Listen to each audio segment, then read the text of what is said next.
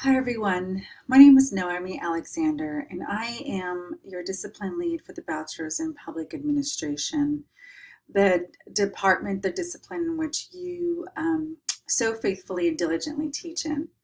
I wanted to reach out to you to um, first say thank you and to give you a few pointers as we get started for the fall semester.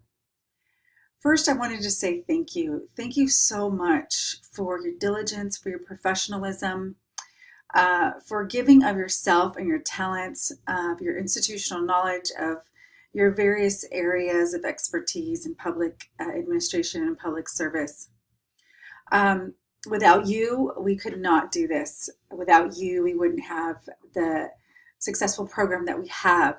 So I want you to know that that we value you and we appreciate you very, very much. I also kind of wanted to give you a bigger picture of the vision of the Bachelor's in Public Administration. As many of you know, many of the students in our program are already public servants and they're professionals, or they're intending to get into a life of public service. Um, and so it's important for us as we teach them to have a vision of what we want to do, what our vision is for the Bachelor's in Public Administration. Essentially, I would love if all students that come out of here felt that they were cultivated as servant leaders. They were cultivated to be leaders, to be servants in the public arena through public service, that they be encouraged by their professors to engage civically, that they be encouraged by their professors to exercise their vocation with a constant desire to serve God through serving man. In our program, we want to be sure that students leave our program being able to communicate effectively, both in written and in presentation forms. We also want them to be able to apply theory to practice, academically, and be able to apply theory into their everyday work life. We want to give them opportunities to apply and to be able to practice policy analyses. We want them to be able to practice budgeting and finance where applicable, either through case studies or assignments. We want them to have scenarios that they would see in the public sphere, either personnel issues, case studies dealing with personnel scenarios. We want to expose our students to as many aspects of public service as possible, whether it be law, finance, personnel, certainly through contemporary issues in public administration. The reason why you are so incredibly valuable is because you can provide scenarios and examples that go beyond the textbook. We've tried to adopt textbooks that have case studies within them, and they're very good case studies. But you bring a wealth of information, knowledge, and experience that you can adjust your courses to include those case studies so that you can speak to them more personally. Ultimately, we want our students to be fully equipped to serve God through public service. I cannot overstate that enough. That's our broader vision for the Bachelor's in Public Administration program. Missionally, we want to obviously be able to help students transition into public life. And we also want them to be able to transition into a master's program or even the doctoral program within CBU or elsewhere. Later in the later slides, I will provide for you a circular diagram that outlines essentially all the courses that anyone with a bachelor's, pursuing a bachelor's in public administration has to go through, the courses that they run. And the reason why I want you to look at that And if the image is not a very good quality, go ahead and go into our online website and look up the courses and the academic courses and the schedules. I want you to see the process. I want you to see the range of courses that students have to take for a bachelor's in public administration, so that maybe in your courses you can refer back to budgeting, or you can refer back to constitutional law as you're talking about a particular case that is specific to your course. Try where you can to have a holistic approach based on what they have learned or based on what you know they will learn in this program. The other thing I want to talk to you about is in fall of 18, we are rolling out new courses in our program. We will continue to be updating courses throughout this year, but we took on a big chunk of course revitalization in spring and in summer. So in the fall, you will be seeing new courses. It's important that when you receive your courses on the first, I think we roll out our courses 6 to 8 weeks prior to the course starting. I encourage you to go in immediately and look at the new courses in Blackboard. Particularly, be sure that the textbook that you have is the textbook that is being used for this new course.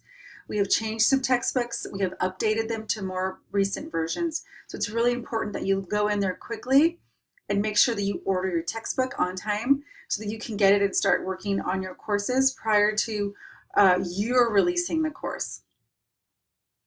Now remember that you shouldn't be paying for textbooks.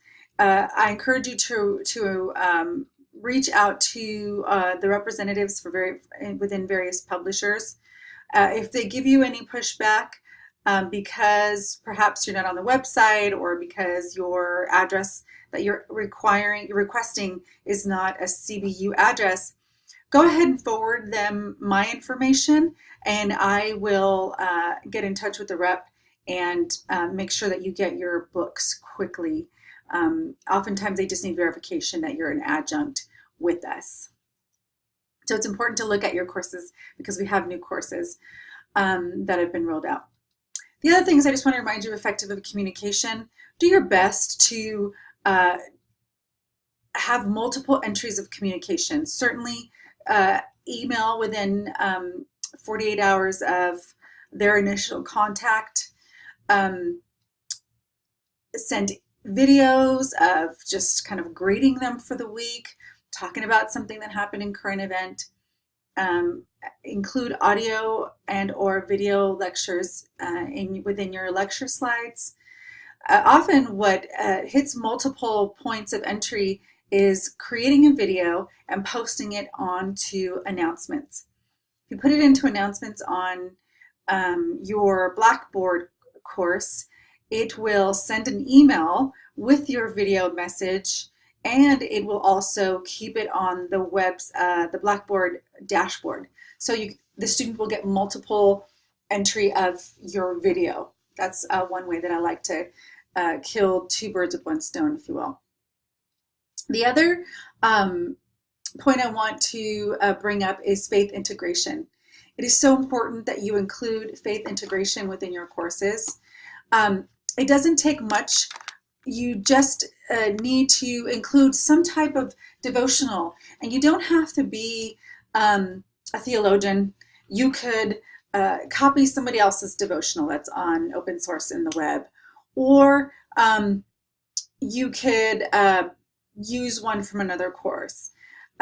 You could even read a passage yourself and just kind of videotape yourself having a reflection. Professor Slonaker created a video specifically for us to use in public administration entitled Values and Ethics, Faith Integration Video. The link is here. You can copy it. It looks like this. It's essentially a video, a really short video, talking about Christian values and faith integration and how we can use it in real lives and how students can apply it within public administration. It's particularly relevant when we talk about ethics and we talk about organizational values in our courses. That's a really great and authentic way to integrate the Word of God, what God says about justice, what God says about truth, what God says about service within our discipline. So in that way, it is incredibly relevant. Politics is incredibly relevant. Public service, budgeting, finance, you name it. If you can speak to it as it relates to ethics, it's always incredibly relevant for our public servants. So I want to encourage you, I want to resource you with this video.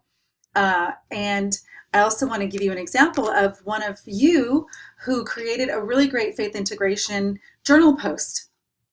What Professor Ninkis did here is she quoted Proverbs 22 when we talk about taking advantage of the poor just because we can, and the responsibility that we may have to help the helpless.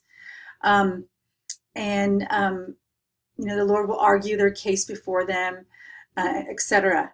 And so this professor asked that students ponder the scripture in Proverbs 22 and consider the following based on what, if any, responsibility we have to create a living wage.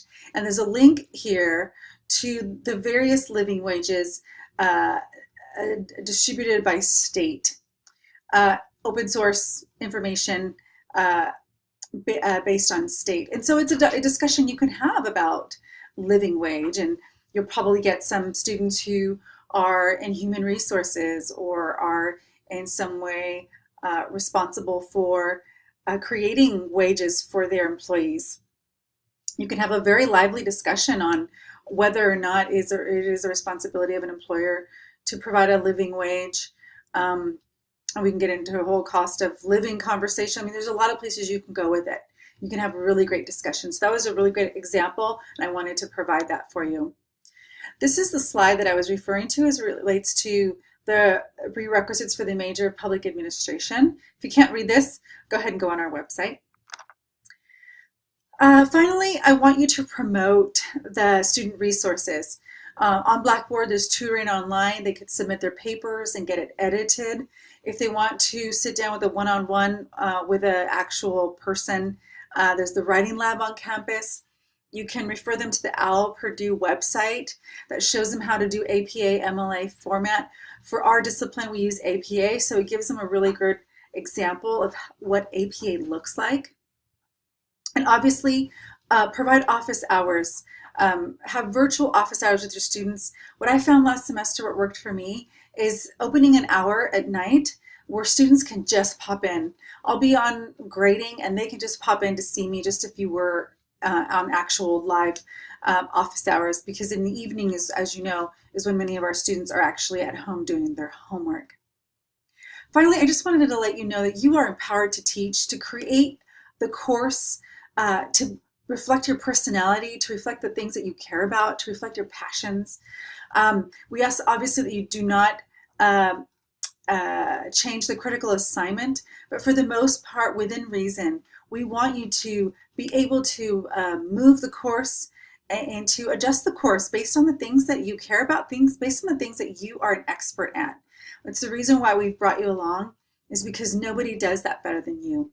And finally, I encourage you to reach out to me, email me, call me, let's talk, let's meet physically, let's meet virtually. And it'd be really great for us to find a time where we can maybe all get together and collaborate. There's a lot of things that we can do. We can write some articles together. We can certainly present at conferences together, do some research together, and write some great courses for our students together. All in all, what I want you to know is that you are empowered to teach. I am your advocate. Please, please, please, always reach out to me when you need anything, because I want to be a resource to you. Also, I forgot to mention, as far as student resources, please don't forget to put in those retention alerts on the first 3 weeks of the course, so that we can get the students the help they need or get them removed from the course before the withdrawal timeline. Anyway, again, thank you. Call me, email me, and let me know how I can be of service to you. Thanks again. God bless you guys. Bye-bye.